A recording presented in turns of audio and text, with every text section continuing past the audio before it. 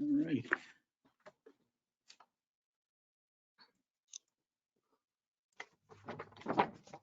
Yes, I'm not in listen only mode. Good afternoon, everyone. This is Chris Bandesi, and this is the May 12th, 2023 meeting of the Legislative Study Commission on the environmental and health impacts of PFAS compounds. It is 1:05 p.m. and I'm calling the meeting to order. Welcome, Representative Murphy.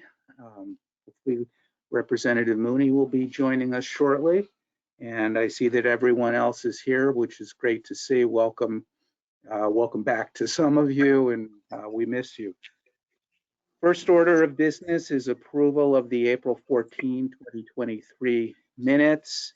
And I should note a correction myself, which is Representative Dunn was present but on the phone, and he was not indicated as in attendance. So I would make that amendment, but does anyone else have amendments or comment? Don Provencher. Yeah, I noticed my name wasn't on there either, but I was present. So if you want to just add Don Provencher as I guess a second Merrimack citizen representative. Okay. Any other corrections, remarks? Seeing none, I'll take a motion from somebody to approve the minutes as amended. Moved by Representative Dunn. Is there a second? Second. Second by Dr. Woods. All those in favor, please.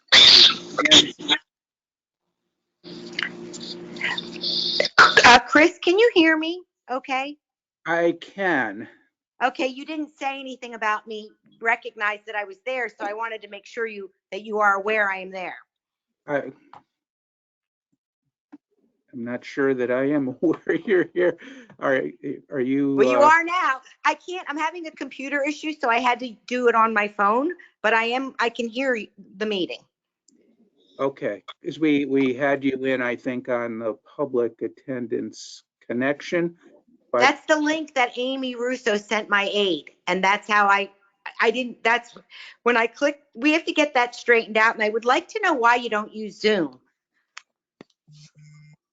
it probably has to do with licensing and our reliance on the good graces of the Department of Environmental Services.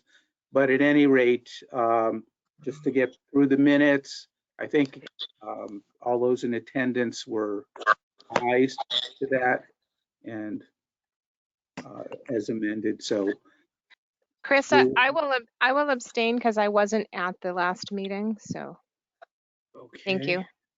Me too, Mindy Mesmer. Same with me. And Nancy Murphy as well. I'll And abstain. Denise Ricciardi abstains. All right, thank you all.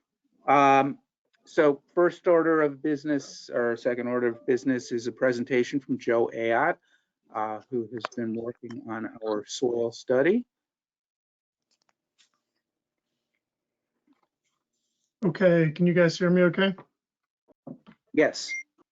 I hope I didn't misunderstand the charge. I have a summary of where we've been with this. I don't have a presentation in my hand. I can, if that's desired.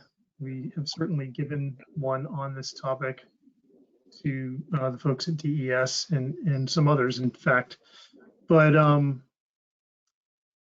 hoping this will suffice, and it may even be better because it's a little bit synthesized. I wrote it out in the spirit of Mr. Wimsatt, so that you could include it in the notes as well, and you could paw over it and ask any follow-up questions you might have. So you don't have to take notes or worry about that. If you just want to relax and listen, you can do that. It's not very long, but hopefully it'll be informative and I can entertain any questions as we go too. So feel free, if you hear something that's very confusing and you want immediate clarification so you can understand better, please just chime in. So I'll start by recapping the study goals, just so you have an idea of what we were after. The goals included characterizing PFAS concentrations in shallow soils across the state of New Hampshire, particularly in areas not known to be affected by local PFAS sources. So even though there were sources in the vicinity, we shied away from them we stayed away from them systematically in terms of data collection. We also sought to conduct laboratory experiments to determine PFAS leaching rates from soils and biosolids. And then also we had a field component where we similarly looked at PFAS leaching rates from soils and biosolids, largely to compare to the laboratory-derived leaching rates. So for the statewide soil survey, we collected soil samples at 100 random locations across the state. These were spatially random, so that means we divided the state up into 100 equal area polygons and collected one random sample from inside each one of those polygons. It's a pretty standard technique for spatially random characterization. And then we had them analyzed for 36 PFAS. We also did total oxidizable precursor assay on half of them, soil pH, total organic carbon, percent moisture, and a few other things on each sample. And the results in large were that PFAS were detected in every shallow sample that we had analyzed. PFOA and PFOS had detection rates of 96 and 100% respectively. So what that means is in the sense of going to places that were not known to be affected by PFAS in soils, we were able to measure PFAS in soils everywhere that we looked. So the total PFAS, which is the sum of all the PFAS compounds we measured, was pretty widespread across the state with slightly higher concentrations in the southern half of the state. That's not surprising because more people live in that area than in the northern half. However, there were still measurable and high concentrations even in the northern part of the state, which is an interesting result. And the sum of the PFCAs, the carboxylates, concentrations was higher compared to the PFSAs, the sulfonates, which were primarily driven by PFOS. PFOA was significantly higher in concentration in the southern part of the state, as I mentioned, and the total oxidizable precursor analysis, which is really a test to see if there are other compounds associated with the measured values that might eventually lead to more PFAS, were generally low. And this suggests that most PFAS were at their terminal compounds in the soil.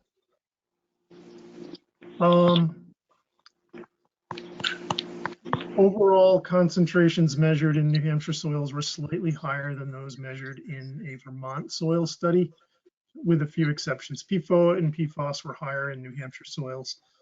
PFHXA and PFHXS were higher in Vermont. Difficult to say why, but it may be attributable to how the Vermont study design differed from the New Hampshire study design. In general, total PFAS correlated with protein concentrations, inversely with pH, inversely with latitude, also with total organic carbon and percent O horizon in the soil sample, organic horizon. So these soil and biosolid concentration data are published in a USGS data release in a site called ScienceBase, which is our publicly available repository for data that we collect, review, and approve. And a manuscript accompanying this data release is in progress, but not yet out. For the laboratory part, we did equilibrium or batch studies as well as dynamic or column study experiments to characterize sorption of PFAS to soils. Sorption to soils differed, as you might expect, by soil type, biosolid type, and it was also dependent on things like the ionic strength of the solution associated with the soil, soil pH, and somewhat also differences in experimental setup. So differences were observed between the two experiments and also with and without a microbial inhibitor, which is a common thing to test when looking at sorption rates. And these data will enable the calculation or enabled the calculation of soil and biosolid specific partitioning coefficients, or KD values, over the range of tested soils and biosolids.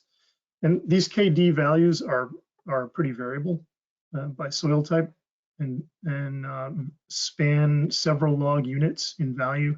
And this is consistent with published data in the literature for materials of these type. Experiments varying the ionic strength of the solutions in live versus sterile treatments and pH also caused these sorption coefficients to vary quite a bit. And all that information also is published in a separate USGS data release in ScienceBase and is publicly available. A manuscript accompanying these data are also in the works. And that's sort of it in a nutshell. We did do some additional sampling of places where there were high concentrations to verify that these were actual measured values, and that study is about to be published, those data. Sorry, Joe, were you speaking to a slide or a map or something? Because I can't see it. I also went to that website. And, okay. I did not show any maps.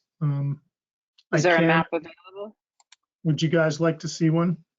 Yes. I don't know if I can share my screen. I defer to those who know better than I.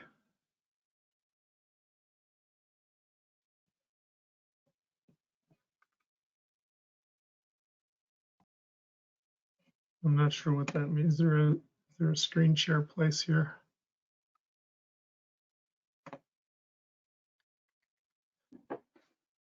Well, I'll tell you what. Joe, I just made you the presenter. So if you go to the sharing on the dashboard, you should be able to see that. There you go. You got it. Yeah, can you see my screen?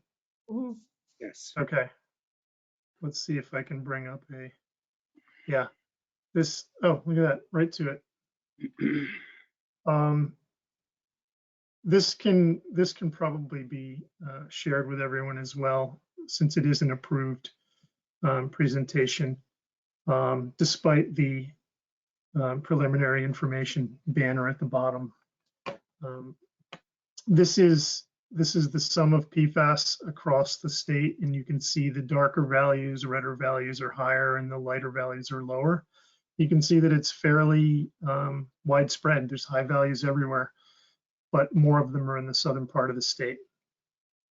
And then this next set shows the carboxylates, PFCAs, and the sulfonates, PFSAs, and you can see that the carboxylates on the left are higher concentration and more widespread than the sulfonates in New Hampshire.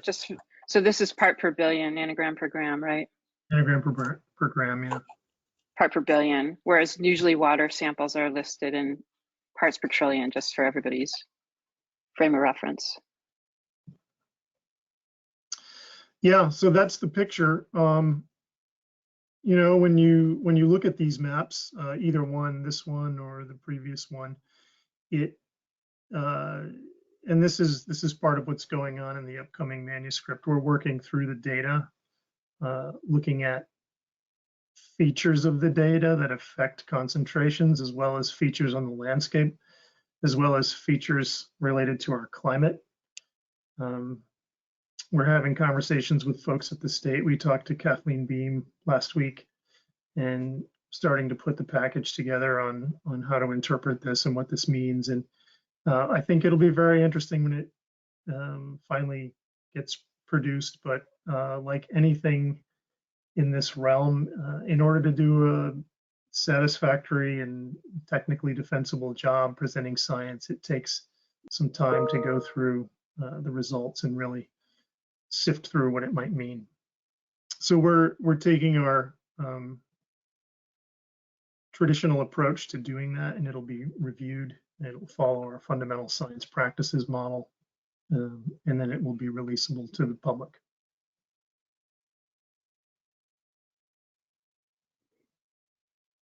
Any questions on any of that? Yeah. Yes, Rosemary. And Maureen. Oh, thank you very much, Joe. Can everybody hear me? Yes. Yeah. Oh, okay. No, thank you. This is very interesting. I was wondering if I have a couple questions. One, for some of those higher concentration soils that we see up, in the northern part of the state, can those be attributable to any event or any, industrial operations? Yeah. I wish I knew, number one, and I wish I could say even more than that.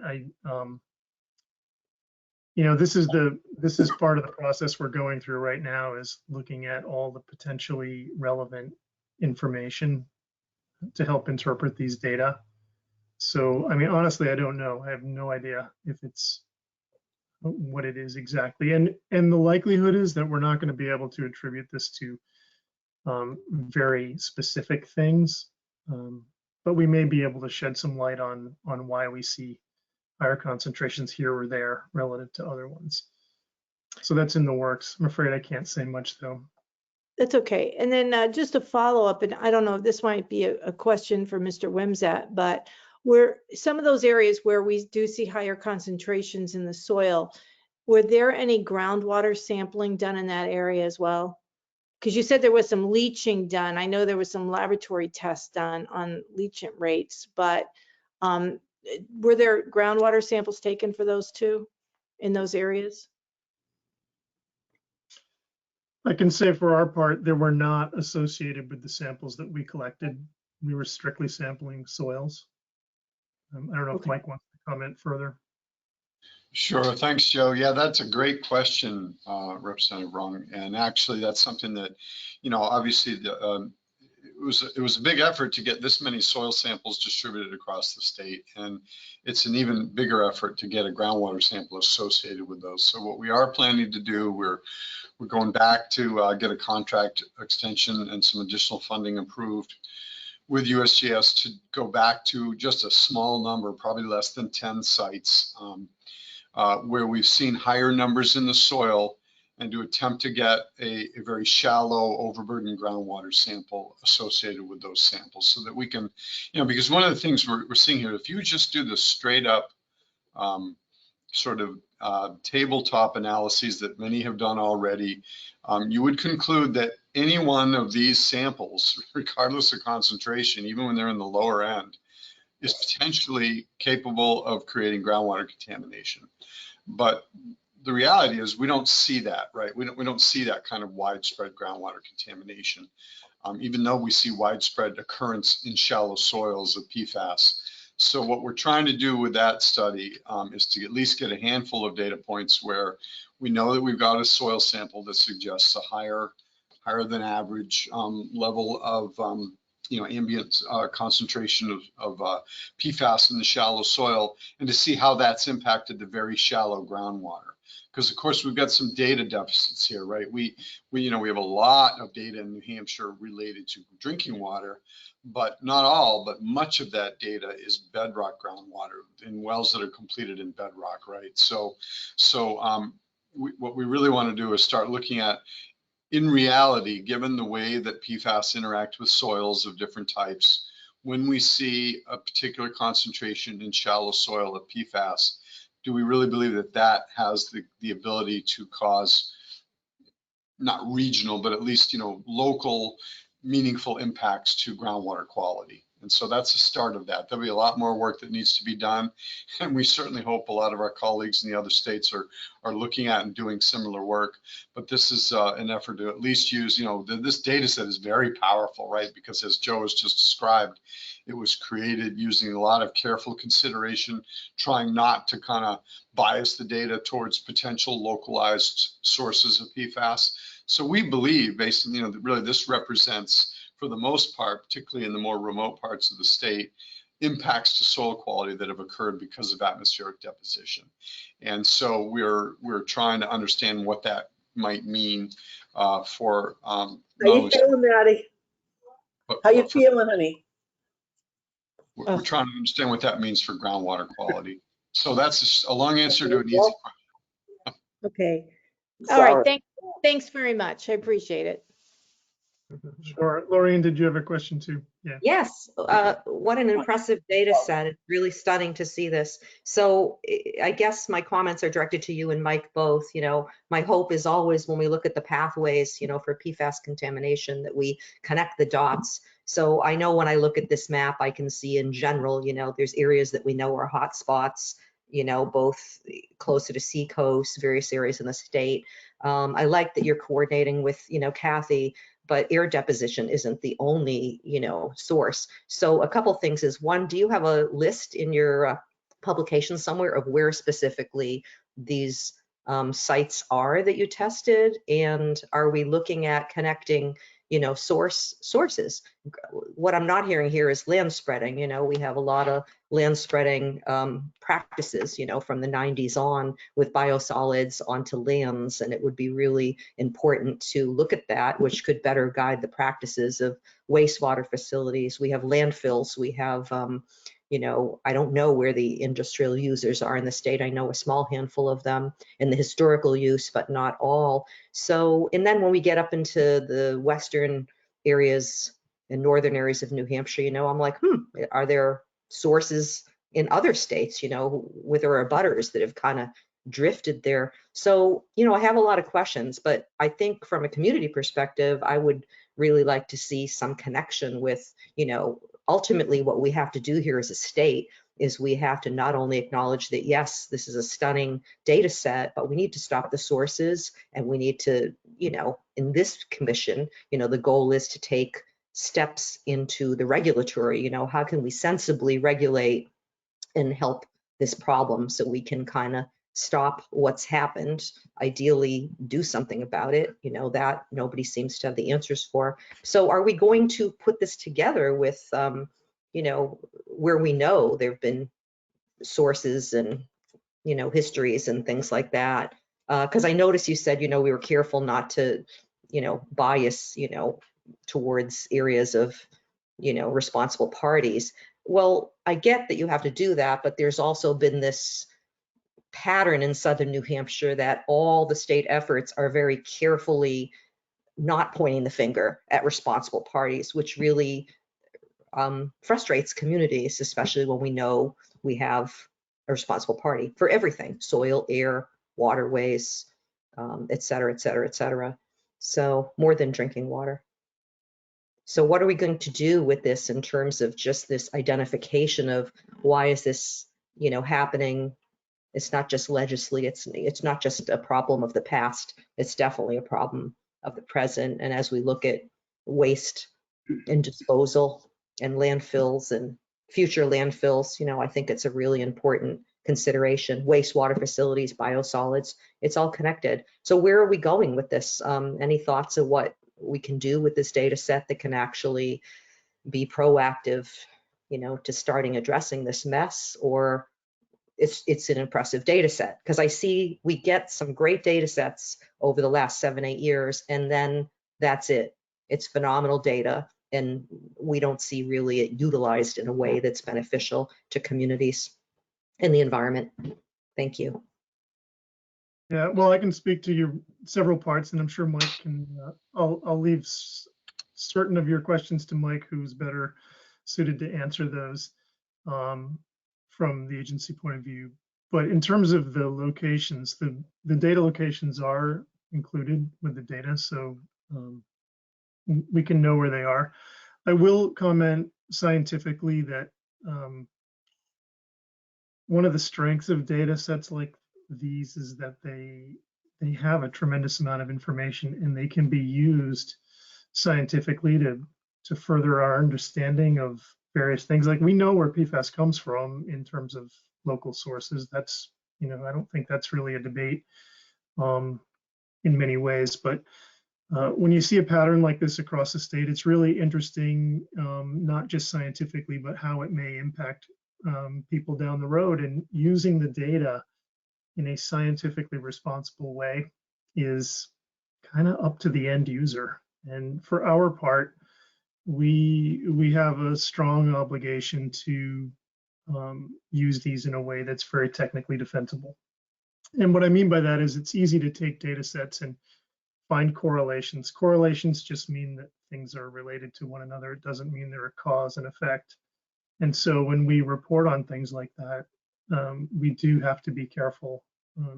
It's a matter of credibility in many regards. Just a quick comment on the relation to groundwater. Mike mentioned that we are about to look at how shallow groundwater right at the top of the water table may or may not be impacted by these soil concentrations. And that's a critical piece of information, which we don't have. And it's not, things aren't always what they seem. I've worked for decades on arsenic issues in the state, and there was a lot of arsenical pesticide applied to farm fields, crops of all kinds. It was used for orchards, and for a long time, it was believed that arsenic in groundwater was related to that use. And there was study after study looking at arsenic in the soil, and we were never able to relate it to groundwater concentrations. And it was not until 1999, that we really got a solid body of evidence suggesting that the arsenic we see in groundwater is from arsenic in the minerals in the rock through which the water flows. And it's just an example. I don't mean it as a cautionary tale so much. It's just a piece of information. It's things aren't always what they appear, or they don't always work the way we might think they would either. So, our approach is, of course, one of scientific rigor in understanding this. And that's kind of where we are with this at the moment. And we're thankfully, the work we've done here has immediately led to questions such as what's happening right at the water table. And we're about to embark on that study. In fact, we've accelerated the proposal development and the field preparation, and I think we're going to actually get out in the field within the month or into June. So it's somewhere in there, but it's definitely a concern, and we're taking it very seriously. I didn't mean to ramble on, Mike. I don't know if you want to answer any of those other questions. Thanks, Joe. Yeah, well, first of all, Valerian, thank you for your question. Great questions. And I want to kind of take this opportunity to thank Joe and his colleagues at USGS, because they have been a long time partner with the agency, not just on PFAS, but on MTBE and arsenic, a whole host of other contaminants and questions that we've had. And they really are a great resource for really making sure we put a fine scientific filter on the work that we're doing so that it is defensible. But part of that, with that comes the responsibility to really understand the limitations of the data. And I do want to caution that, yeah, we got 99 samples of soil. That's a lot. But New Hampshire's a big state, and each one of those soil samples, if you were trying, and you really can't, it's a grab sample in one location. But if you're trying to attribute it to the general area, it could be said to represent several square miles, right? But the problem is if we did a statistically valid set of soil samples in one of those polygons where we found a slightly higher concentration of PFAS, we might well find that that's the cleanest polygon in New Hampshire. All right, so you can draw almost no conclusions from one, higher than normal or higher than what we're seeing concentration in one sample. And then, and the problem is sometimes people will look at that and say, well, that elevated sample was in Pleasant Valley, New Hampshire. So Pleasant Valley, New Hampshire is a hot spot for PFAS. That would be a really irresponsible and completely inaccurate thing to say about Pleasant Valley. So I just want to make sure that we understand we purposely went out and designed this study. We took a lot of care to try to make sure that what we were really doing was looking at what if New Hampshire was a big national park and there were no people living in it and there were no commercial activities, what would the soil look like just by being a piece of real estate on the planet, right? That's really what we're trying to do. Now, you can't do that because it's not a national park and people do live here and we do have manufacturing facilities, but we were trying to, as best we could, evaluate what shallow soils would look like in the absence of any known or suspected localized source of PFAS. And that's the purpose of this data. So whatever you do with this data, you have to recognize that that was the initial analysis that was done to try to, that was the focus of the study, because we wanted to understand in the absence of any localized sources, what will we see? And we would have hoped to see none, right? But unfortunately, as Joe told you, everywhere we looked, we found PFAS. And these were in locations where, not only were they, not necessarily located near any known source, but they're locations where you wouldn't have expected there to be any specific localized activity that could create soil contamination. Now, obviously, I can't say if somebody wants to go in the White Mountains and dump a bucket of carpet cleaning water in a location, I can't know whether they did that or not, right? But, realistically, we think we've got some data here, at least taken in aggregate, that really does represent, particularly for the northern parts of the state that are less densely populated and are less, commercial activity. We think we're looking at, what we would consider to be soil quality that is as a result of atmospheric deposition of PFAS. Mike, it's really sad, isn't it? I mean, it's great work. It's very impressive scientifically. And I see so many things you can do with data sets like this. But as I look at this map, it saddens me, and it's not anybody's fault here, but we think about the rural agricultural areas of New Hampshire, right? Here I am in Merrimack. These days, we're not as rural as we were 50 or plus years ago, for sure. The cows, I think, have gone. But, think about all those areas with growing. And I've always felt that if I buy produce or if I go into, crop sharing or local source meat from these areas in New Hampshire that I believe are more pristine, right? I think I'm getting something safer. And I think about, cattle grazing, livestock, produce, all of that. And it's stunning. I just want to pause for a second and say, wow, it really is stunning when we think about the impacts. And I know you all get that, but I think that's just important to say. Don't lose sight of that. Science is brilliant and scientists get like, whoa, look at the data set, and I get into it too, but we have to stop and think about the implications and what we can do to educate without sensationalizing and guide people so we can be safe. We know what we hear in Maine. We know the impact on cattle, llamas, food, wells on properties. We know all of that. So we need to find a way to address this because the end users are bearing the burden, but we're still not getting it upstream. And I don't know. It's a mess. Thank you. That's enough. Rosemary. Hey, thanks, Chris.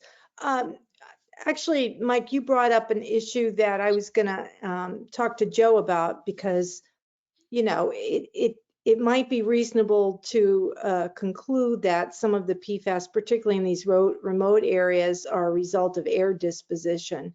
And Joe, I'm assuming since this is a USGS program, will it be looked at with other studies done in other states to maybe see if there's some kind of an air plume or if there's any conclusions that can be drawn from not just what we're seeing in New Hampshire? I mean, you've got the Vermont study, but it would be interesting to see if we could see a trend where, regardless of the human activity, we might reach some conclusions about patterns of air disposition. Yeah, excellent question. And the short answer is yes, we intend to look outside of the boundaries of New Hampshire for sure. Okay. And, there's all kinds of things can be at play. And this is why, again, this is why we're careful. I can't underscore that enough, but, there's, not that this is my field, I shouldn't even say this, but I will. Air patterns are complex. Michelle, don't think ill of me for saying that as a hydrologist, but they're complex just like groundwater hydrology is complex. And, that's why we're collaborating with folks at the state and other places to help understand that so we don't go off in the wrong direction. The other benefit, one of the benefits for me as a scientist for the states when we work for the states is USGS has offices in every state. We have experts all over the country, and we can draw upon that expertise. Dr. Tokranov, who did this study, is in our center, and she is arguably the leading PFAS expert in our agency. And she's done work all over the US, including efforts to understand PFAS fate and transport through statistical modeling and other matrices, as well as soil, including water and tissues. So I think before this is all said and done, we will have a very robust analysis that will really provide some benefit to the state and the state's people based on the findings from the soil data. Thank you.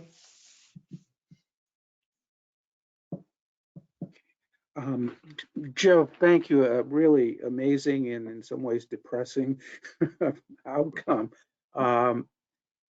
Just for our own purposes, without giving it a blush of scientific validity, can we layer the soil results over the groundwater test results in the GIS system, just to create a temporary graphic for our purposes so we can see if there's a correlation with what we're seeing in groundwater?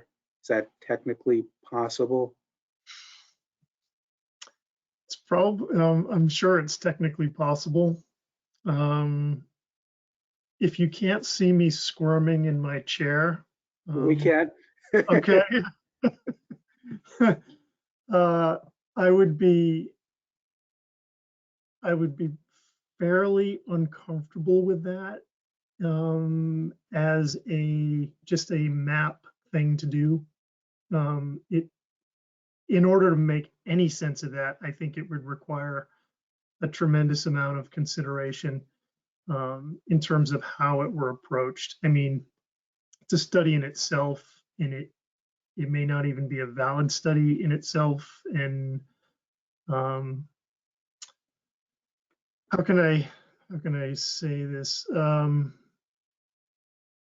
It's there, I guess, until we really try to understand what's going on just with the soil component itself, I think we're a little bit out of our lane in terms of doing that, because it would probably just create confusion, which is, in science, that's a tough thing for us. We try to go with the simplest explanations first, because those are the ones where we learn the most. A little bit of an Occam's razor approach to understanding, and it tends to work the best. It can be shown scientifically that it works the best. So I guess I just worry about adding unexplainable complexity before we really understand what the data are telling us. I don't know if that's a very satisfactory answer for you, or if anyone else can feel free to comment on that. Mike, go ahead. Well, I have a mental image of what that groundwater sampling map looks like, so I can overlay that in my mind. I don't even know what it looks like myself. So, or I think I've seen it in the past, but I don't recall exactly how it would play. But if I might, I think what I would say, and Joe's a lot smarter on this stuff than I am, so maybe I'll see if he winces when I say this, but I think the density of that soil data is such that that kind of an analysis would be essentially meaningless. I don't think that, you could, there might be some random or coincidental correlations that would appear to arise as a result of that, but that data is so slim in terms of the size of the state and the density of the data we have in some locations on groundwater, that I think that kind of analysis wouldn't really mean anything. That's my back of the napkin assessment of that. Yeah, I guess I would agree with that. And sorry, go ahead, Michael. I'll let you just talk. Oh, no, sorry, excuse me. Quick question. Would you guys ever look at mapping that in terms of a correlation with like compost from biosolids and where that's been used in, especially in rural areas? Or are we getting ahead of ourselves to think about that? Well, so our study did look at soils and biosolids. I just showed you and talked about the 100 samples across the state that were soil samples. So we did do some analysis of actual biosolids collected from producers of those biosolids at facilities that, so here you go, are you ready for complexity? At facilities that generate biosolids in very different ways. So the processing of biosolids, and again, I'm way out of my league here. This is Anthony Druin or perhaps Mike as well, but comment. But the way biosolids are processed are so different that it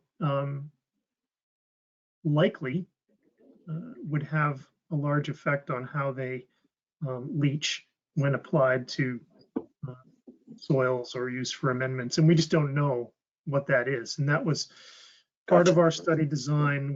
We collected 5 very different types, and we're looking at that.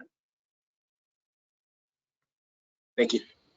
Joe, it's also the case that we did not, I don't believe we took any samples in agricultural fields. Is that correct? That is correct. Well, that's not correct. Sorry. We didn't take any samples in agricultural fields except for our the 3rd phase of this study that I mentioned. We did do some field leaching experimentation, and that was done at 2 sites. One of them was an AFFF application site, and the other was a biosolids application site, specifically to look to see if we could see fate and transport pathway information associated with that might be relevant to leaching. Sure. And those data are, as I say, those data are published and available, but we're working through what it all means.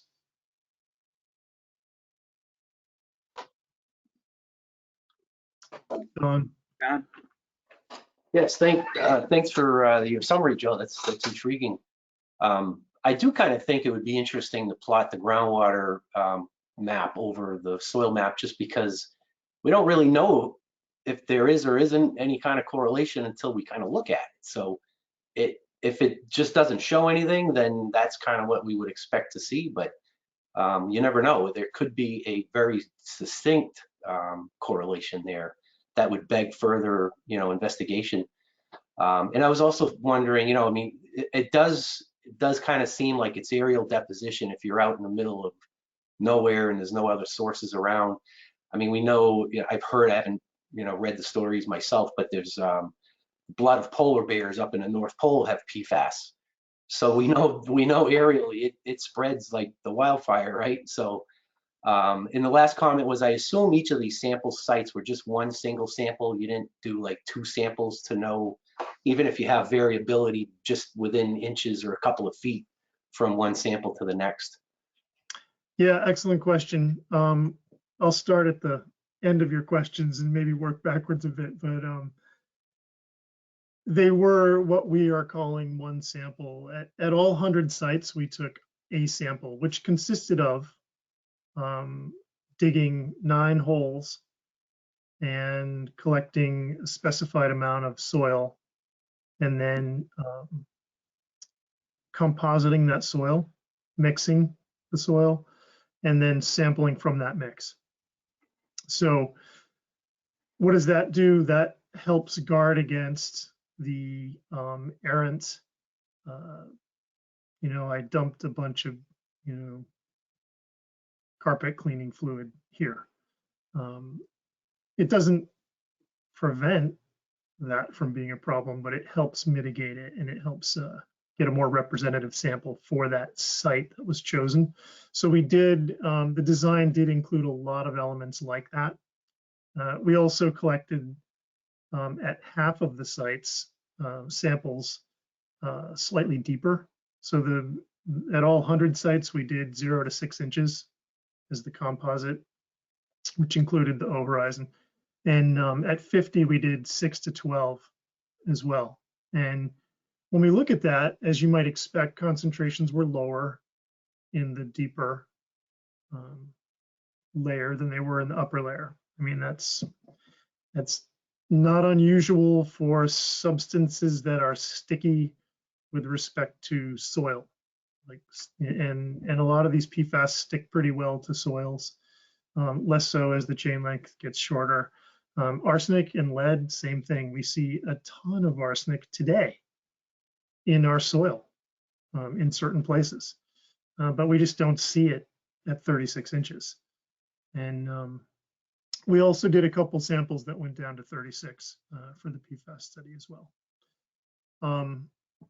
Sorry, I kind of lost track of where I was going with that. Oh, just something to, I don't know if I have any more to say on the water part, but just something to consider in terms of the complexity with the air.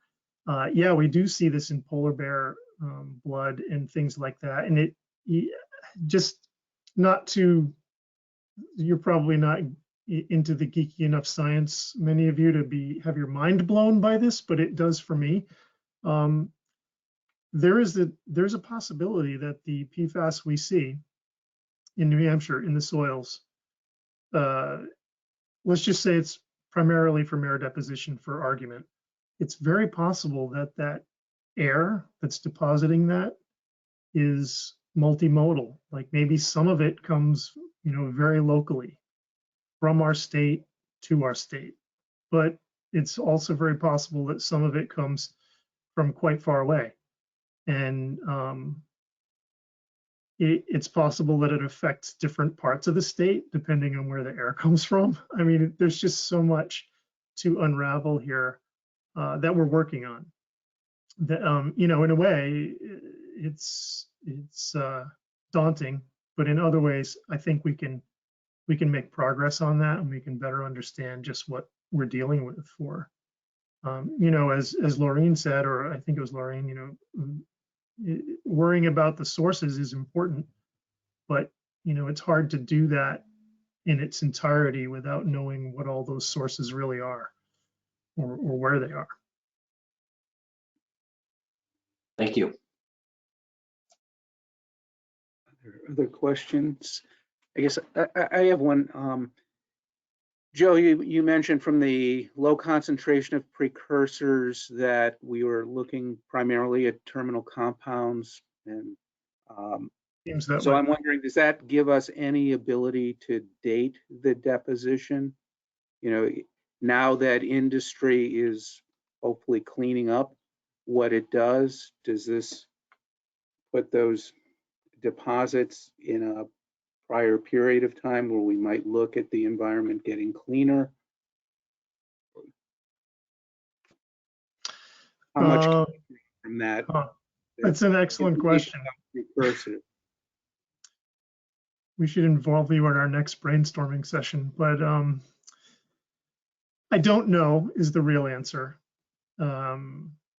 It's possible, and it's an excellent thought. It's something I'll certainly ask Andrea about, but it would be very interesting if we could think about how to get at the time signature by looking at the compound composition from the 35 or 6 compounds we measured. I don't know that we could. There's a lot about the behavior of these things in the environment that we don't know. They're acted, if they are aerosol deposition, we just don't know how. I don't think we know fully how oxidation in the atmosphere might affect things before they are deposited. I mean, that could be the driver, right? We don't see much with TAPA because everything gets to its terminal place before it really gets deposited.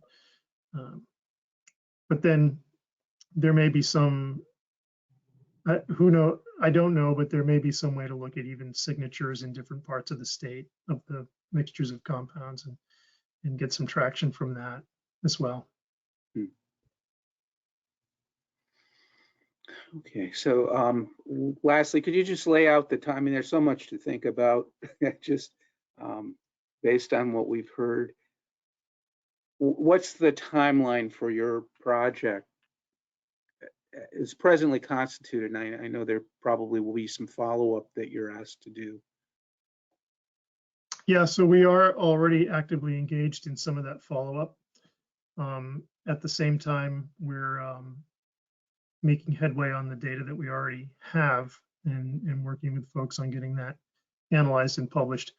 We're kind of attacking it in the order that we did the tasks. So task 1 is that aerial survey across New Hampshire, and staff involved with the study are working on that right now. They've been preparing data sets, getting explanatory data sets, looking at correlations. And then of course, you don't just look at a correlation between PFAS. I told you that PFAS was correlated to organic matter content or percent, and it is. But it may not be the same everywhere in the state, or it may not be the same for all soil types, and it may not be the same at all elevations. And so all of these factors are, when I say they're working on it, they're pretty aggressively trying to gain knowledge from the analyses with various stratifications of the data to see how that all fits together. And it's an iterative and multi-step process, of course, right? You learn something from one thing, you go check something else. It has to fit. We have to use multiple lines of evidence. We can't just, as it's called in the business, we don't cherry pick the results. So you don't do correlation until you find a really good one and then go write about it. We take a little more care than that. So that's where we are. And I think the manuscript they're working on right now should be pretty well ready and in review by the end of the summer or into the fall.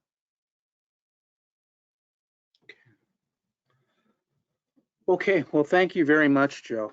Again, a lot to think about. I hope I satisfied more than I disappointed. No, it's something that we've looked forward to for a long time. So good to see the deliverable. Mr. Wimsatt, you're up next. Thank you, Chris. So I'll give my usual update. And we start with the air division. So under permitting, the topic of permitting, DES has prepared a draft state permit to operate, with supporting application review summary, calculations, and a DES modeling memo.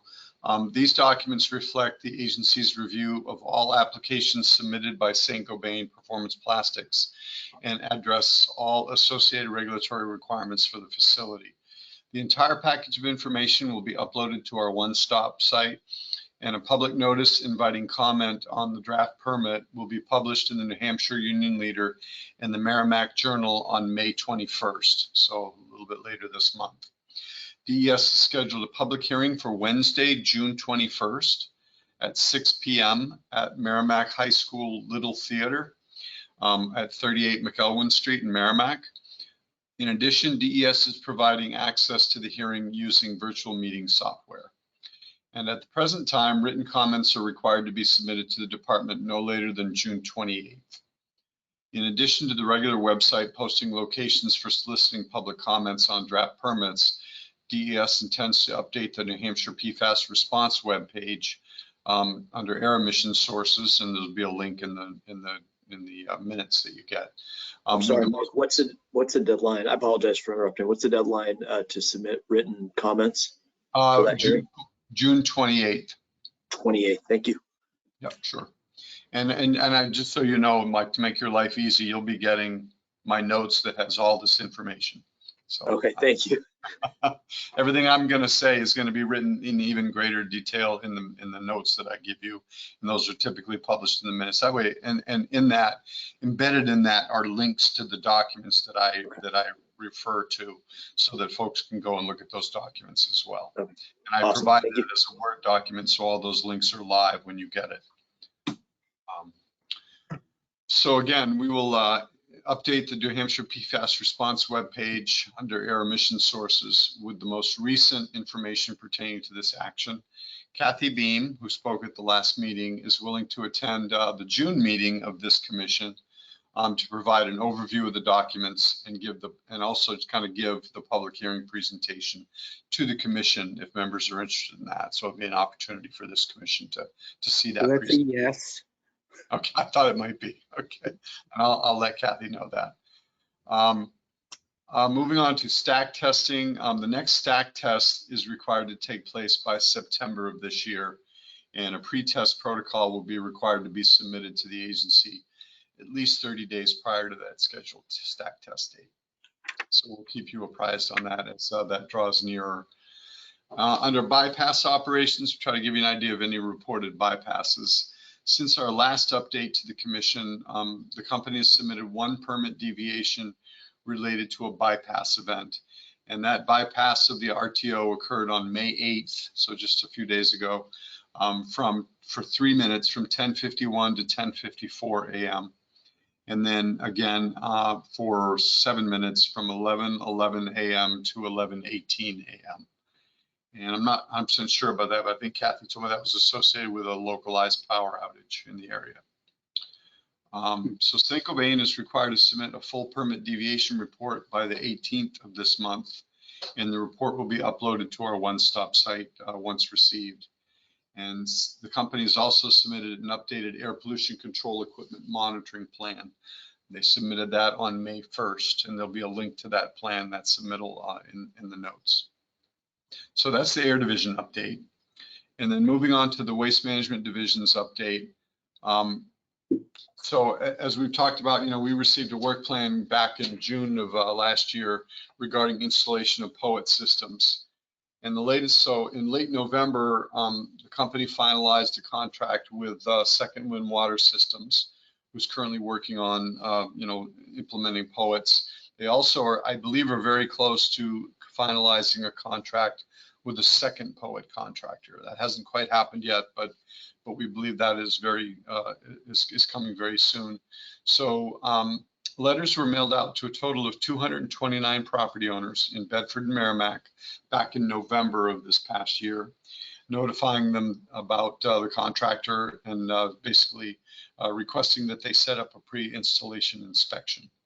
So since the initial batch in November of 2022, Saint-Gobain has sent out smaller batches of filtration system contractor notification letters, including 49 letters in early April and 17 letters in May. Just on May 5th, there were 17 letters that went out. And all those letters have been mailed to the eligible property owners in Bedford. And the first POET system was installed back in December. And since then, as of May 5th, 150 POET systems have been installed. Second Wind is currently installing systems at a rate of approximately 10 systems per week. And we believe that number will increase once the second contractor comes online, and still believe that all the POETs can be installed before the end of this calendar year. So that's the update on POETs. And there'll be some more text in here just to give you a reference each time about other things that we've been talking about for the last several meetings. One of those is the presence of PFOS in some of the confirmation samples.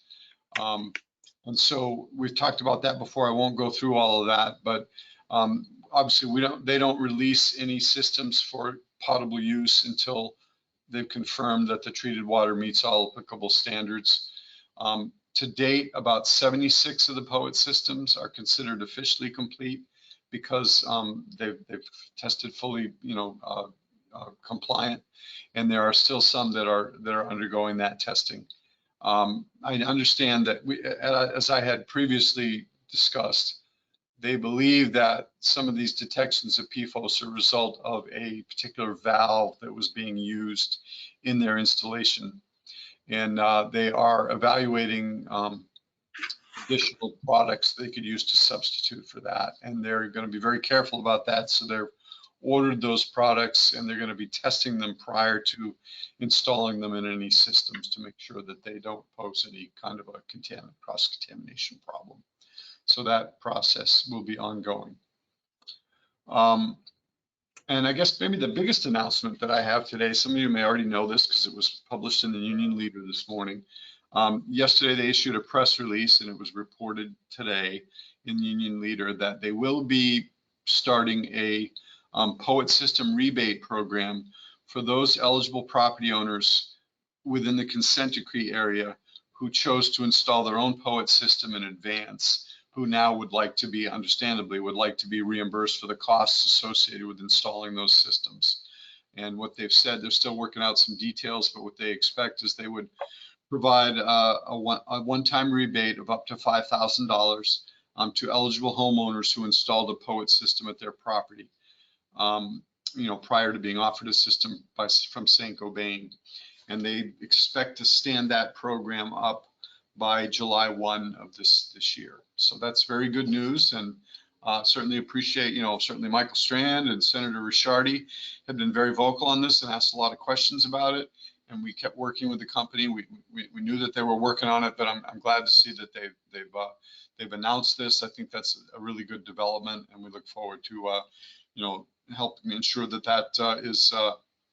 that program is launched and implemented in a streamlined fashion, and that those folks can obtain the reimbursements that they've been seeking. So that is good news.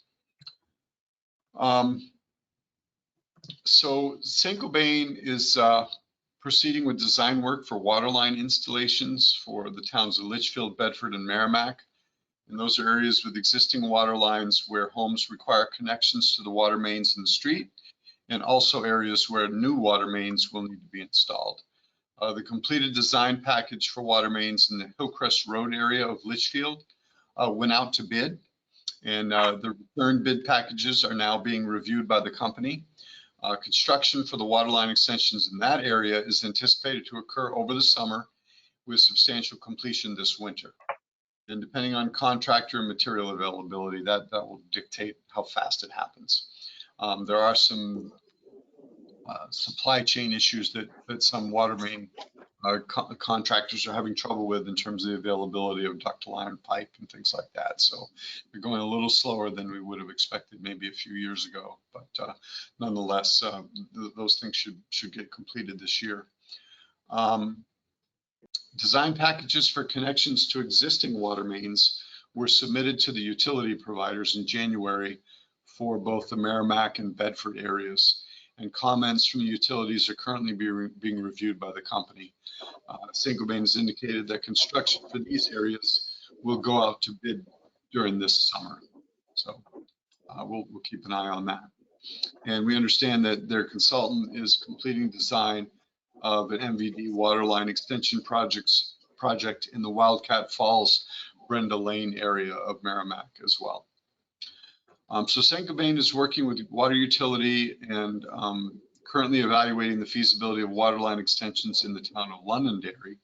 That conceptual design, as we understand it, was completed by the water utility, that's Pennachuck, at the end of April of this month, or of this year, the end of last month, and it's currently being reviewed by the company. On August 17th, DES met with Saint-Gobain to discuss their requested application for groundwater management permit and a groundwater management zone. And we've talked about this before. It was discussed that Saint-Gobain was not going to be able to submit the application on the due date of August. We met with them and their attorneys through the fall to discuss further the sampling and the application. And on April 6th, we received a letter from Saint-Gobain that proposed to delay submitting that application until collecting a second set of samples from all drinking water wells within the consent decree area. And DES concurred with that, and with that a confirmation sample from all drinking water wells would assist in delineating the GMZ and developing the long-term monitoring plan that's required under a permit. So we issued an approval letter early this month on May 3rd and requested that the application for the groundwater management permit be submitted by May of next year. So we anticipate that the resampling of all the drinking water wells within the consent decree area will occur over the next year. They believe they can complete that within a year, and that will position them to then present a better informed groundwater management permit and zone by May of next year. Moving on to bottled water, as indicated previously, all the homes in Londonderry have now been transitioned to a new bottled water delivery contractor, and that seems to be working well still. And we'll continue to monitor that to make sure that people are getting the bottled water that they need delivered to them in a timely fashion. On the issue of identifying, as they do their work and do new sampling, we've got an agreement with them that as they identify new locations where properties have wells above standards, that they will just on an ongoing basis amend their submittals to us under the previous agreement from last June, where to identify how they propose to address those particular wells, either by a POET or by a water main connection.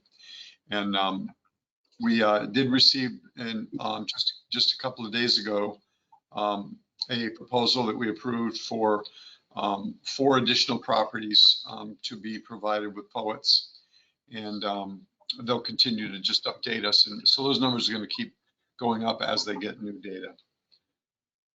So if we go to water supply sampling summary now, so up until recently, we do have about 17 addenda to the sampling plan at this point. And up until recently, their consultant, WSP Golder, had been retesting wells that had results right up near the standard between 10 and 12 parts per trillion. But based on the agreements that were recently made, they will be proceeding with the effort to collect a second set of samples from all the wells previously sampled in the area. And again, as I mentioned earlier, they actually think that from now, they'll probably take about 9 months to complete that. And DES has expressed a need for an additional sampling addendum to complete sampling of the water supply wells within the consent decree area where they have not agreed to sample. And basically, we still have, we're not getting the level of cooperation we need from the company on that right now. There's still a difference that has not yet been resolved. As a result, we have taken steps to use our own staff to go out and do sampling. And we have sent letters to 26 residents that were not previously sampled. And as of April 30th, we've sampled 19 water supply wells, and we expect to cost recover for the effort following receipt of the analytical data. So as of March 24th, which is the last time this was compiled, this represents everything done since through the addendum 16, even though we have addendum 17 in house here. These are the numbers that I can give you. 3,845 properties have been identified for sampling, and that's 10 more than the March report. 3,832 access agreements have been sent with a return rate of about 70%, and that's the same as the March report. 2,411 samples have been collected from water supply wells. That's 9 more than the March report. And 1,039 properties have been offered bottled water, and that's 1 more than the March report. And so moving on to the final topic, site investigation.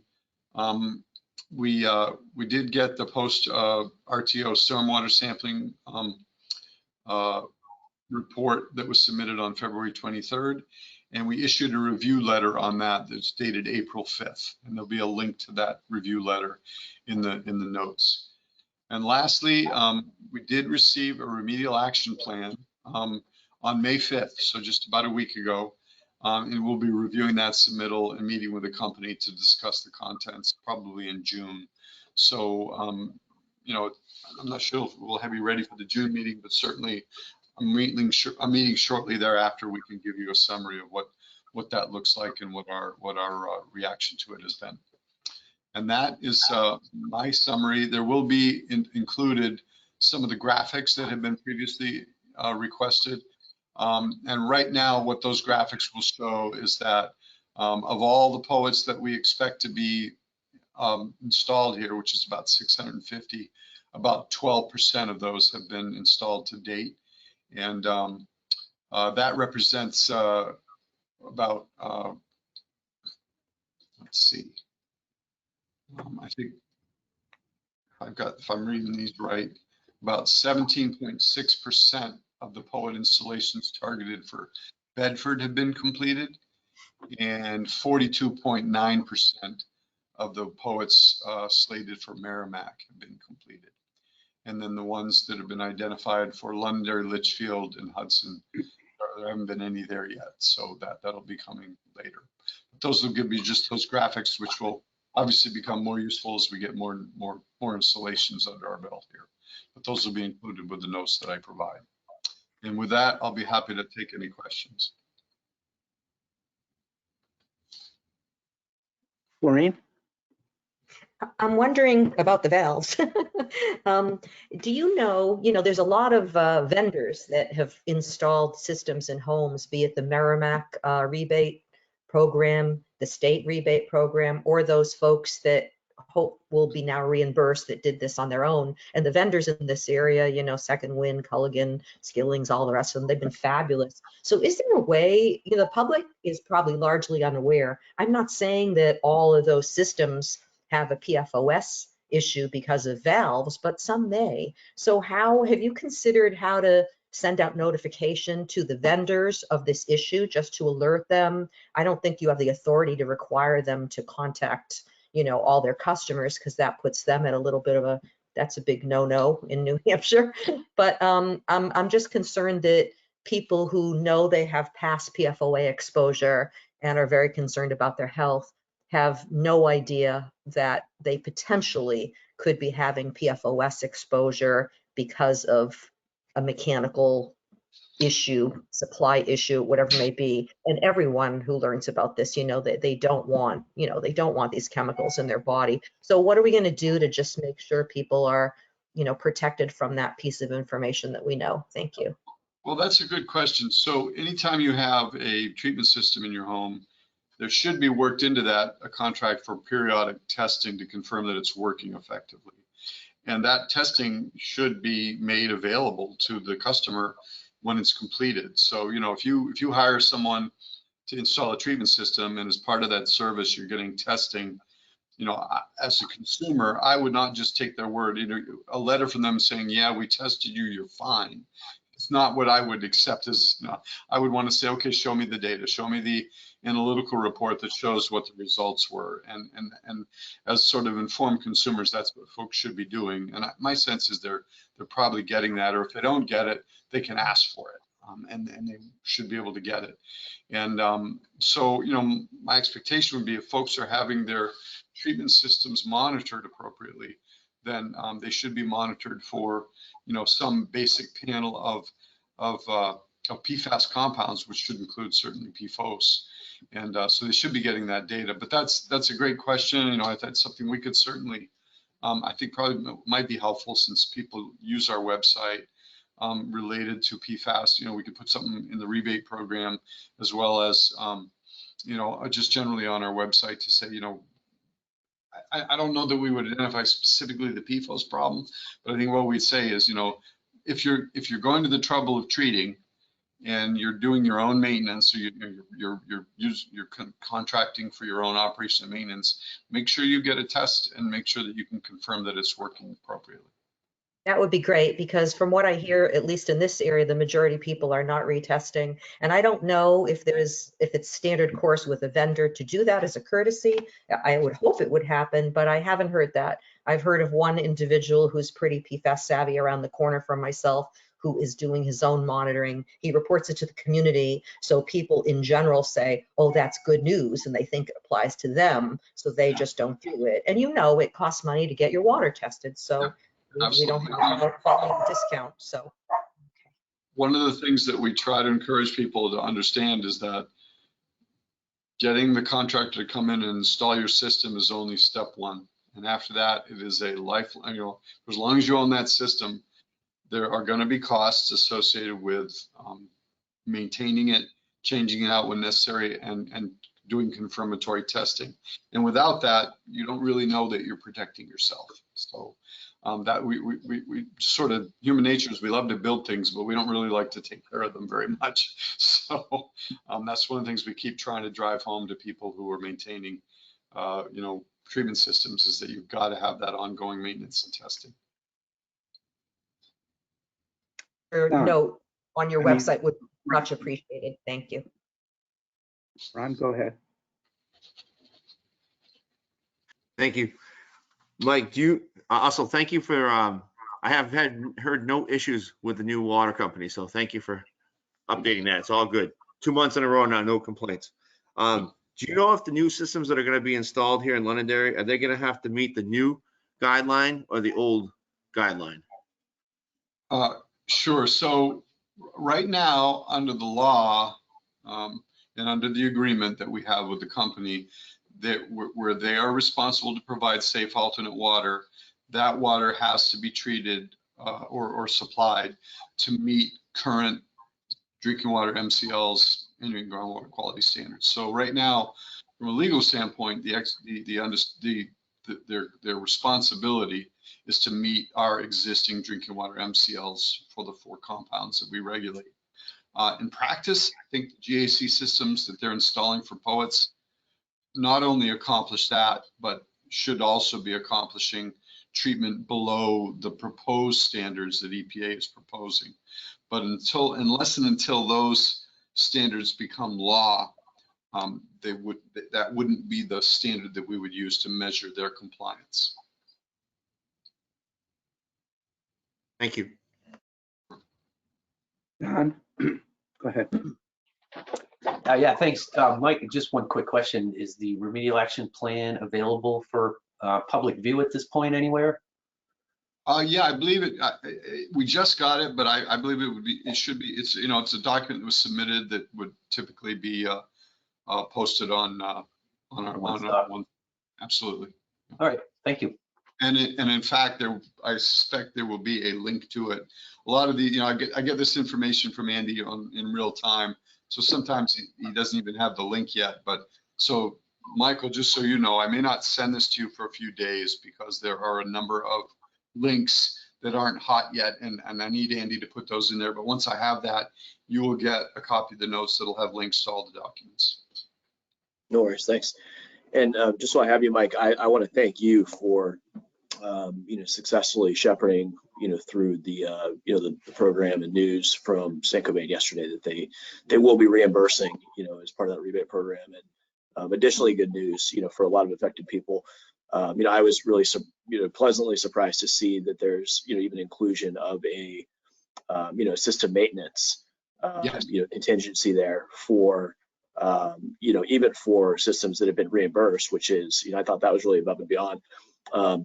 And also I want to offer just a minor apology for what I felt to be a little bit of haphazard journalism in terms of the release of the Union Leader article and some of the framing of the comments around it, including a big omission that included, thank you for the program happening and how important it was, and looking forward to partner, to help all affected, people going forward. So not for nothing, I felt I owed you that, Mike. Sure. Yeah. Oh, thank you for that. And I will say, I'm glad you mentioned that, because I didn't say that when I just announced this just a few moments ago, that indeed, for those folks inside the consent decree, they'll be eligible for reimbursement for the work they've already done to install POET systems. But those systems will also be eligible for ongoing operation and maintenance conducted and paid for by Saint-Gobain. I do want to note that every situation is a little unique. There are a handful of projects where the installations where Saint-Gobain has been allowed to go into the home and look at those installations, they haven't always met their standards. So, an example I would give you is that what's typically done is these are typically 2 cartridge GAC systems. So you have a lag canister, and what you typically do is you want to, because you don't want to wait until the final treatment canister that provides water to the house is breaking through, right? You want notice ahead of time. You'll take a sample from that lead canister, which is going to be the one that has the most contamination. And when you start to see any bleed through in that lead canister, you do a swap. You take that one out for treatment. You put the finished canister first, and then put a new clean finished canister in. Some of the systems that were installed didn't have a sampling port between the first and the second canister. So they're not really meeting the standard that Saint-Gobain's contractor would expect for doing proper operation and maintenance. So there could be a few, issues that have to get reconciled as part of that. So I just want to make people aware of that. But at the end of the day, what this really shows is the company understands they have a responsibility to provide safe alternate water to everybody inside the consent decree who's above standards. And just because somebody chose to move quickly and, take matters in their own hands and get safe water for their home, they shouldn't be penalized for that. So I think we're going to get there, but we still got some work to do on that. Well, thank you again. That was really a big win. So I agree. That was a very welcome program. To the extent that anyone in the public listens to these meetings, we use terminology that we're familiar with for groundwater management zone, but historically, people might not understand outer boundary and inner boundary and the ring. We're talking about the outer boundary here.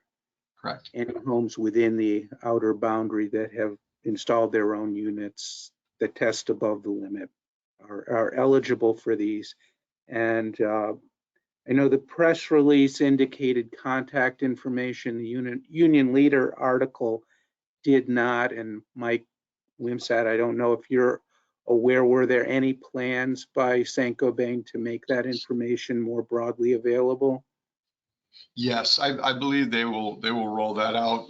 Probably, I think to the extent that they have people's information, they will maybe do it directly. But once we have that information and they're ready to launch, we'll certainly put all that information on our website. And I would anticipate, again, I can't speak for them, but I would anticipate that they would probably do a subsequent press release to make that information available. Okay. Thank you. And I guess we would rely on the governing bodies of our respective towns to also make that information available. All right. Thank you very much, Mike. Michelle, can you give us our DHHS update? Sure. Thank you. Can you hear me okay? We can. Perfect. Thank you, members of the commission. My name is Michelle Roberge. I'll be filling in for those of you that haven't heard the news yet. Dr. Kathleen Bush has moved on from DHHS. We're sad to see her go, but she has a great opportunity in the state of New York.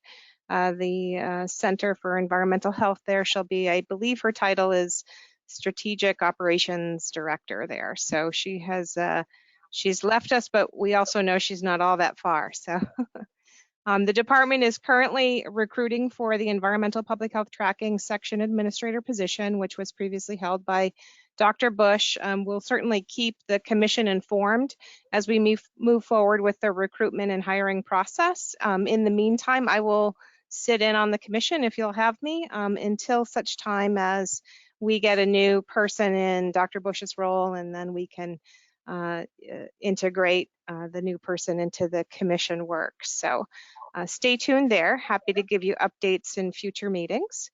I wanted to share that staff across DPHS, the Department of Division of Public Health Services, and DES finalized a new MOU, Memorandum of Understanding, pursuant to New Hampshire RSA 126-A:76, which is related to data sharing between the agencies. So other than a format change to be consistent with the New Hampshire Department of Administrative Services Manual of Procedures, the terms contained in Exhibit A of the Exhibit A of the MOU, too many letters there, Memorandum of Understanding, align with the terms of the previously approved MOA. So memorandum, the document used to be referred to as a memorandum of agreement, and now it is referred to as a memorandum of understanding, and it's consistent with the Department of Administrative Services Manual of Procedures. I did share, or I think Abby Rogers, our legislative liaison, did share a copy of the document with the chair. So hopefully, if you have an interest in seeing that, we're happy to share it. As I said, the terms in Exhibit A align with what was previously approved in the MOA. The department is finalizing the PFAS medical provider fact sheet. And is working in collaboration with the Community Health Institute to provide graphics design services. The fact sheet is aimed at helping to increase awareness and answer common questions that medical providers may have relative to PFAS. Partners at DES, the sorry, good Lord, I can't speak this afternoon. So partners at DES, Dartmouth, and the Pediatric Environmental Health Specialty Unit in Boston, the Northern New England Poison Center, and additional physician partners provided thorough review and comment on the fact sheet during multiple phases of the drafting process. So we feel we have a good document in place. We're working with our partner community health institutes to kind of put the final touches on the document, kind of the graphics design, and hopefully we'll be getting that out, publishing that soon. So as soon as that is out, we'll be happy to share that with the commission as well. I do want to let you know that there was a successful presentation was provided by Dr. Jonathan Patali from DES and Dr. Megan Romano of Dartmouth, which was coordinated by Peg DiTullio from the Nurse Practitioners Association, that was focused on environmental health at the association's annual conference in April. And included during this presentation was an online 4-question survey to provide feedback specifically on the PFAS medical provider fact sheet that we're working on, specifically design and distribution, and also to support additional outreach activities to reach this sector, the healthcare provider sector. I'm happy to note that over 50 nurse practitioners attended that presentation. We will continue to follow the work happening at the federal level at CDC and ATSDR and EPA regarding the NASEM report and the release of interim health advisories. And for those of you, NASEM is the National Academies of Sciences, Engineering, and Medicine. So we're following that closely. And although we hope to release this PFAS medical provider fact sheet soon, certainly, if there's any changes to the recommendations by ATSDR, whether it's as a result of this NASEM report or any other information that they may have, we will certainly go back and revise our fact sheet. So we see this as sort of as a living, breathing document. Certainly, as the science evolves, we'll be more than happy to, our intention is to go back and update any documents that we have relative to that as well. And the last thing I'll note is that DHHS has worked closely with Representative Nancy Murphy on House Bill 614, which is an act relating to making an appropriation to the department to fund the Phase 3 feasibility study in Merrimack. We continue to convene and plan next steps in response to community concerns in Merrimack and the surrounding communities. The bill was retained in the House Finance Committee and added to House Bill 2, and we've been following the state budget, as probably most of you have as well, to see the process of that, and certainly we'll be ready to move forward with a plan to develop a contract in support of this work as outlined in the bill and shared during our legislative testimony throughout the process. So that's what my updates are. I did share a copy of these with the chair, and I'm happy also I can forward them to Mike if you'd like as well. Dr. Woods? Yeah, I would. I think we mentioned this last time. I would like a copy of that for a variety of reasons. But has there been any ongoing communications with the Medical Society at this juncture to either have a program like you mentioned for the nurses, say State Medical Society meeting, or a booth or a presentation, anything of that order? Thank you for that question. So just to make sure I'm understanding it, so have we reached out to the New Hampshire Medical Society? Yeah. I know that our plan, certainly when we finalize our fact sheet, certainly, we will have a distribution plan on which to share that. And I do know that I think our collective work, the Department of Environmental Services too, is looking for opportunities, continues to look for opportunities to reach that particular sector, the medical provider sector, as well as us. So it's definitely part of the plan in terms of distribution and figuring out ways best to reach them. One of the goals of having this survey was to get their feedback on how best to provide them this information. You know, did they find it valuable, and what were some of the mechanisms in which to provide this information? And the good news is that, and I'm looking at some of the results right now, is that they felt fact sheets online or in print were, you know, were the two highest, as well as brochures available online in terms of how to reach this provider group. They did think it was important that this information be available on mobile devices, and having maybe some continuing education units available around environmental health and PFAS. So we'll look, you know, this was great information to get from the nurse practitioners. So we'll continue to look for opportunities to kind of meet what their needs are in terms of getting this information to them. Good. So Dr. Woods, are you asking for a copy of the draft provider fact sheet? Yeah, I would like to look at that if that's okay. And I'll make myself available if you need some help with getting through with the medical society for any particular reason. They're pretty receptive, but happy to reach out. I'm not in practice right now, so I'm sort of. But, sure. Anyway. I will circle back with folks here at the department on that request. Thank you. Yeah. Thank you. Nancy, I see. Oh, yeah, thank you so much, Chris. I wanted to just address two things. One was in terms of that presentation, I was one of the presenters as well at that, and it was great to see we doubled our attendance this year. And Peg is the person who coordinated that for us. She did it last year, and this year we did the lunchtime presentation. We get a lot more people.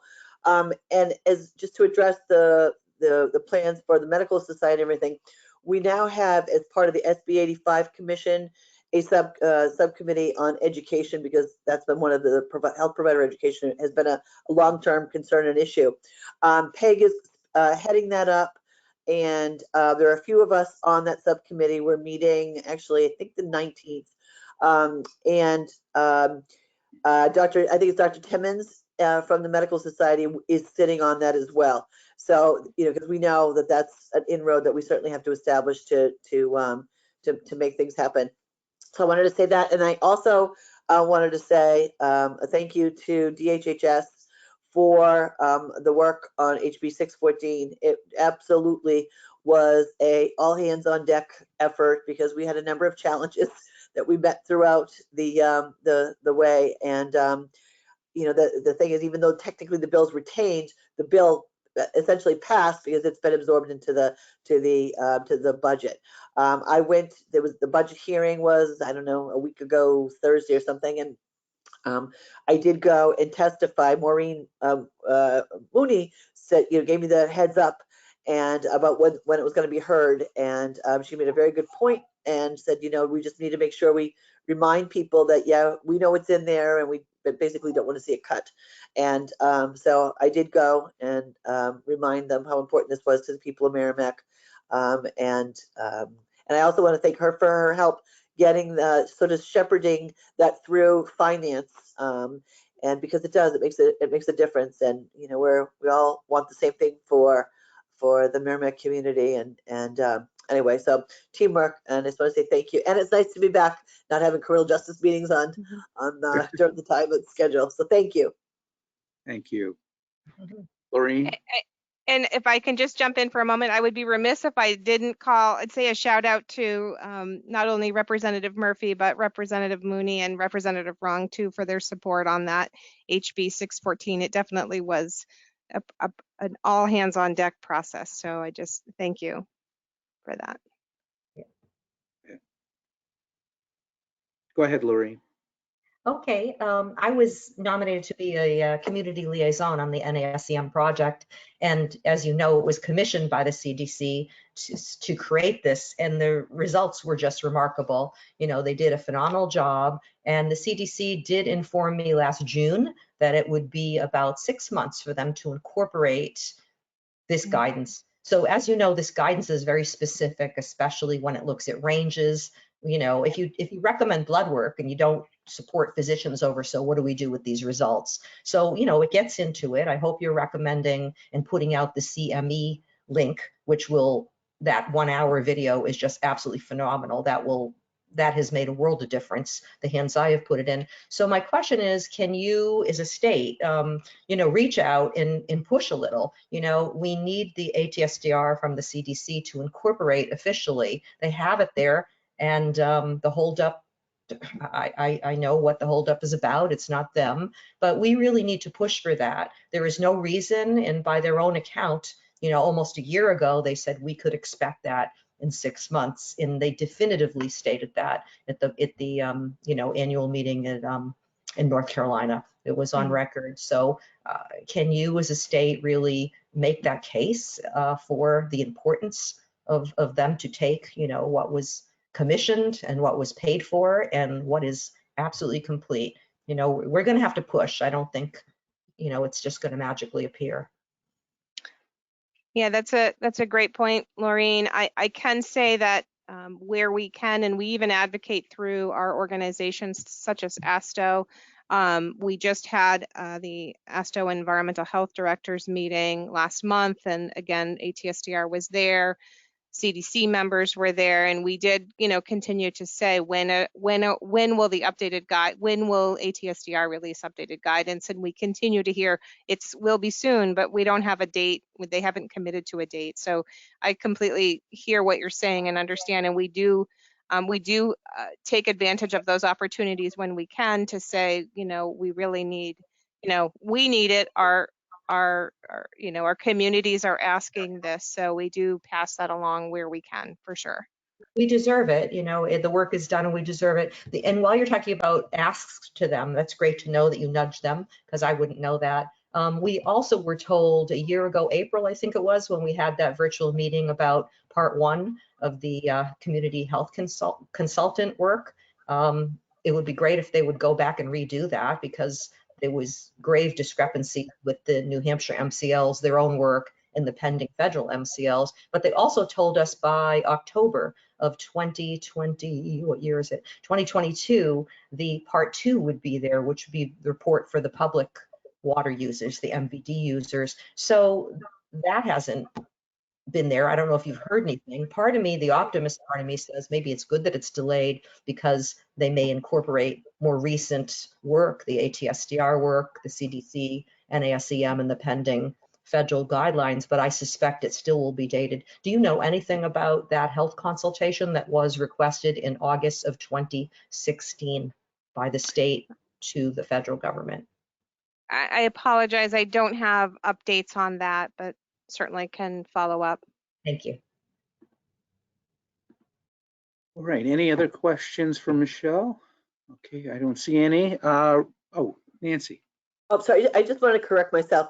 I think I said Dr. Timmons from New Hampshire Med. He's actually from the Hospital Association, and it's Dr. Kazal from the Medical Society. So, sorry. That's okay. Representative Mooney, thank you as always for keeping us updated with your spreadsheet on legislation. You just give us a quick rundown. Yes, thank you very much, Mr. Chairman, and good afternoon, members of the commission. Sorry I was late. As I described to the chairman, I typically have a standing commitment at 1 o'clock on Fridays. And so as we discuss the times going forward, I would prefer not to meet at 1 o'clock on Fridays, but a discussion for another time. Yes, as for the legislative chart, it is updated. We do have 3 of the bills we've been tracking are part of the state budget, House Bill 2. So one of those bills was already mentioned by Representative Murphy and also Ms. Roberge. That was House Bill 614. The second bill in House Bill 2 is House Bill 311. And the third one is House Bill 212. So the contents of those bills are right now in the House version of House Bill 2 that the State Senate Finance Committee is currently reviewing. So let's hope for big success on House Bill 2, because we've got some great stuff in there. Also want to bring your attention House Bill 214. That was Representative Rung's bill, along with Representative Nancy Murphy and Senator Shanley. It passed through the Senate yesterday, And so it ought to pass out of the House and the Senate. That's a double win. So that leads to the governor's desk and another one of the bills we've been tracking. So very good on that one. The title is an act relative to limitations on the designation of a portion of the Merrimack River. And then the last thing, Mr. Chair, and I was sort of motivated to do this in one of our later discussions about membership on the commission. I put together a relatively elaborate chart, a Google Doc of the membership of this commission and matching it up with the statute. And what I would like to do after this call is share it with everybody. And if you could just review it and let me know if there are any inaccuracies or if you are in a category that you shouldn't be in and should be in another category instead, let me know. And I think it may be helpful going forward in terms of tracking the commission's membership. And with that, I'll conclude my legislative review. Thank you. All right, subcommittee updates. Mike, anything on communication or anybody else, anything new on communication? Lori?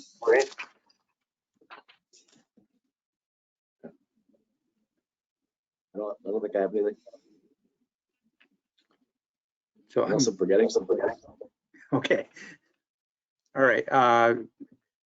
You know, basically, I think on the environmental side, I appreciate Joe giving his report. I think at this point in the tenure of this commission, anything that we would normally discuss as a subcommittee is really better brought out to the whole membership. And I feel the same way about health issues, that as we are in our final year and a half, anything important enough to be as a subcommittee about is enough to make the whole commission apprised of. But obviously, when it comes down to writing over the course of the summer and into the fall, subcommittees will have to do their part.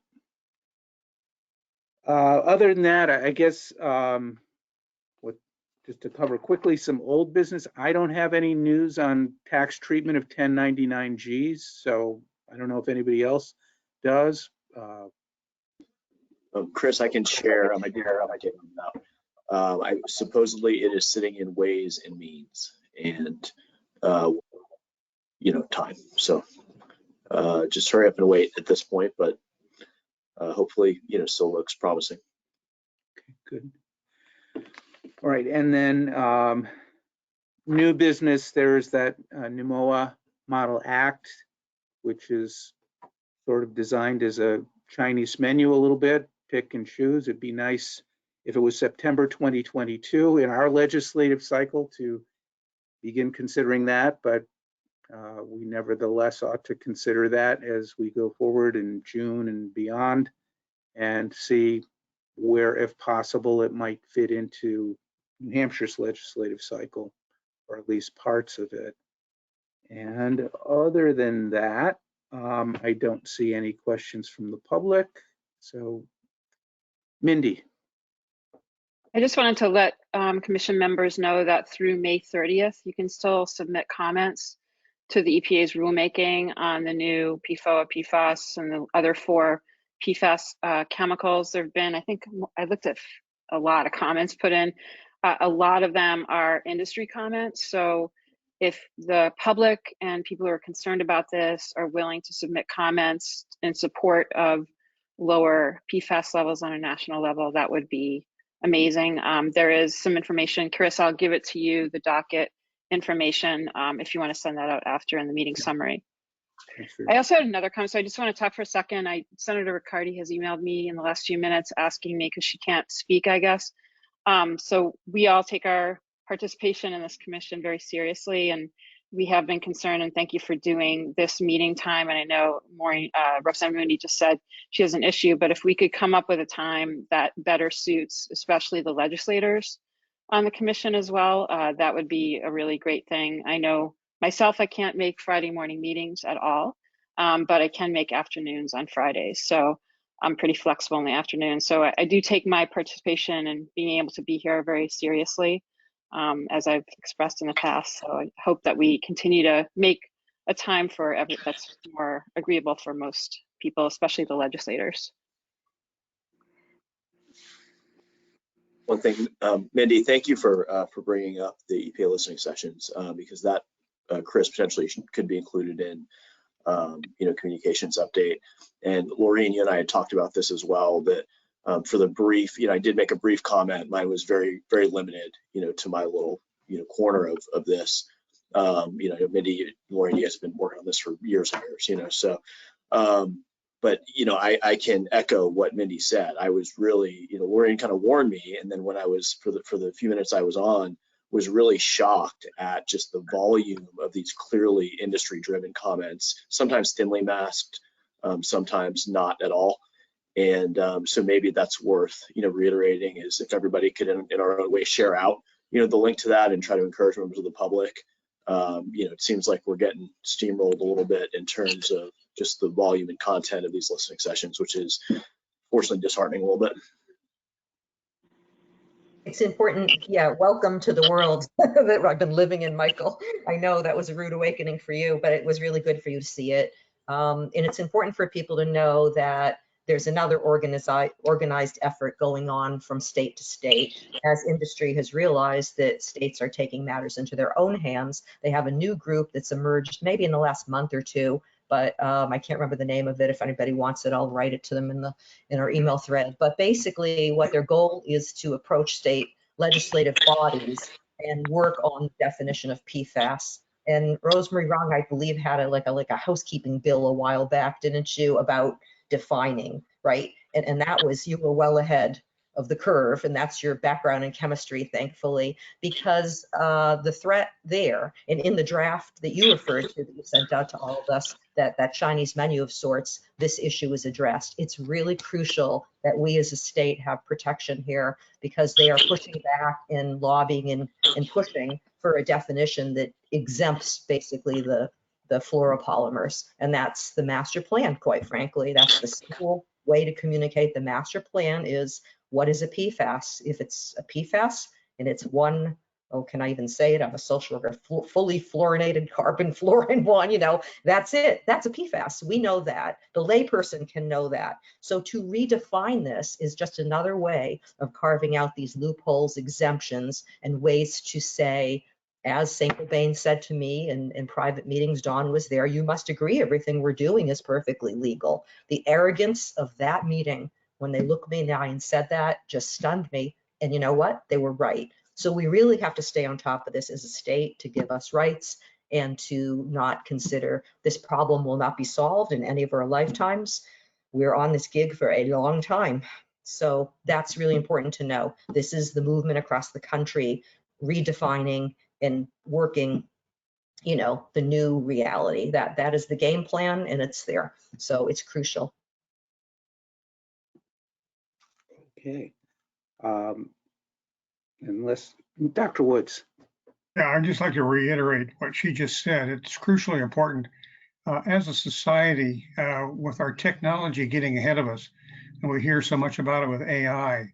What we're dealing with here is how society responds to the technology that we're now using. We're using it, and then we're finding out that it's been abused. This is an effort to try and ferret out the correct course in using our technology, very much like the 5G commission I was on, which now has gotten, international. It's been translated into foreign languages now. But again, wrestling with how we deal with our technology. And I think it's really important that we understand that what we're doing here is not just local, but it'll be viewed not nationally, but internationally as well. So I really emphasize that. Thank you. All right, if there's nothing further, that I'll simply say that the next second Friday of the month is June 9th, and I will make an effort as always to include everybody if we can. Okay, with that, it is 2:54 and we are adjourned. Thank you. Bye, everybody. Thanks, Chris. Bye, everybody. Thanks, Chris.